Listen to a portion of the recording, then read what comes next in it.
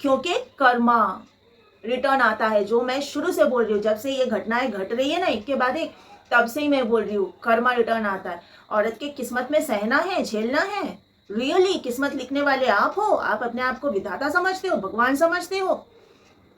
हम लोगों ने मतलब ये पति परमेश्वर ये बनाया किसने था, उसको लाओ मेरे सामने, उसको मैं 100 जूते ना मारूं। लोगों को उनके दिमाग में ये डाल दिया कि वो हमारा परमेश्वर है, वो हमारा नसीब लिखने वाला है। अब भोगो। अब क्यों नहीं नसीब चेंज कर पा रहे हो? अब क्यों डर रहे हो? अब क्यों आपको शादी करने में खतरा लग रहा है? करो ना नसीब चेंज। कर्मा घूम के आता है। जो आप लोगों ने दिया वो आपको रिटर्न मिल रहा है।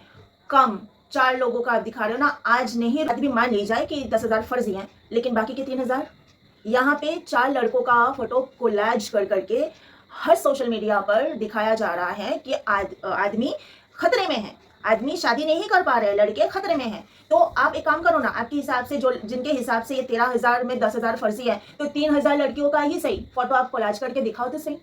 कर पाओगे? 3,000 लड़कियां कर पाओगे? 3,000 लड़कियां जो बलि चढ़ी है शादी के नाम पर, जो पत्नियां बलि चढ़ी हैं, उनका फोटो आप कोलैज करके डाल पाओगे? कहीं पे भी पोस्ट कर पाओगे सोशल मीडिया पर? पत्नियां सदियों से खतरे में हैं, आप तो आज खतरे में हो, क्योंकि कर्मा रिटर्न आता है। जो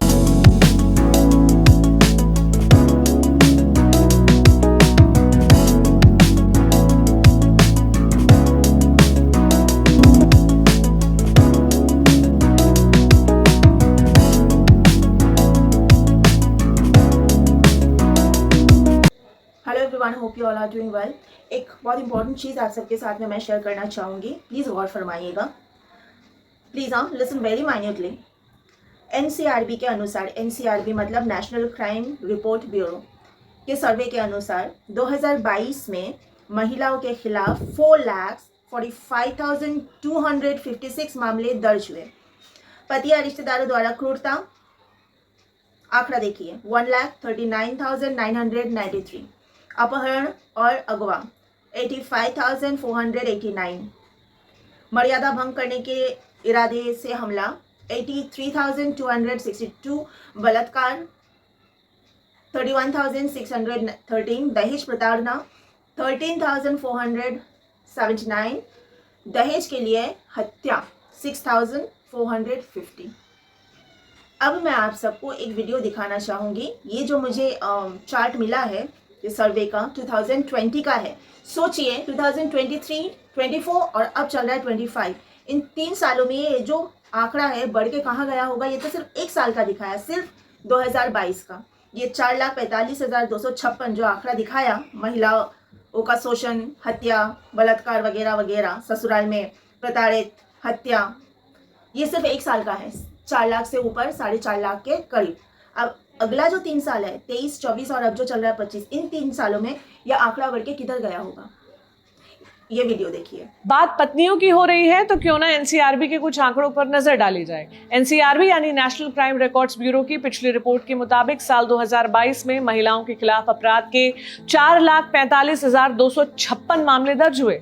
ये वो मामले हैं जो दर्ज हुए हैं, असल संख्या का अंदाजा लगाना भी मुश्किल है। इन अपराधों में पति या रिश्तेदारों द्वारा क्रूरता के 1,39,993 मामले, महिलाओं के अपहरण और अगवा के 85,489 मामले, महिलाओं की मर्यादा भंग करने के इरादे से हमले के 83,262 मामले, बलात्कार के 31,613 और दहेज प्रताड़ना के 13,479 मामले थे। इससे पहले कि आप कहें कि दहेज के इन 13,000 में से 10,000 तो फर्जी ही होंगे, आपको ये भी बता दूं कि इसी रिपोर्ट के मुताबिक इसी साल 6,450 महिलाओं की दहेज के लिए हत्या कर दी गई थी।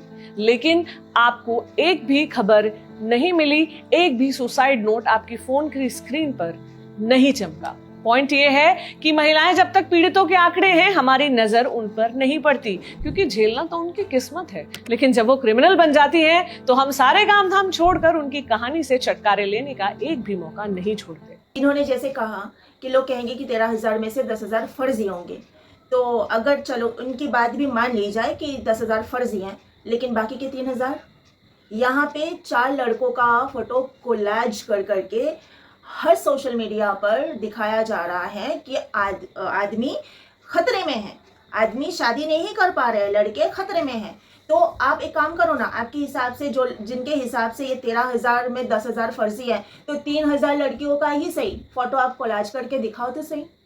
कर पाओगे? 3,000 लड़कियां जो बलि चढ़ी है शादी के नाम पर, जो पत्नियां बलि चढ़ी हैं, उनका फोटो आप कोलाज करके डाल पाओगे? कहीं पे भी पोस्ट कर पाओगे सोशल मीडिया पर?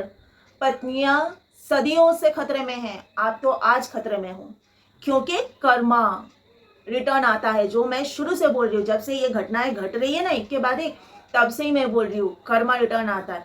औरत के किस्मत में सहना है, झेलना है। रियली किस्मत लिखने वाले आप हो, आप अपने आप को विधाता समझते हो, भगवान समझते हो। हम लोगों ने मतलब ये पति परमेश्वर ये बनाया किसने था? उसको लाओ मेरे सामने, उसको मैं 100 जूते ना मारूं। पति परमेश्वर बोल बोल के पति लोगों को उनके दिमाग में ये डाल दिया कि वो हमारा परमेश्वर है, वो हमारा नसीब लिखने वाला है। अब भोगो। अब क्यों नहीं नसीब चेंज कर पा रहे हो? अब क्यों डर रहे हो? अब क्यों आपको शादी करने में खतरा लग रहा है? करो ना नसीब चेंज। कर्मा घूम के आता है, जो आप लोगों ने दिया वो आपको रिटर्न मिल रहा है।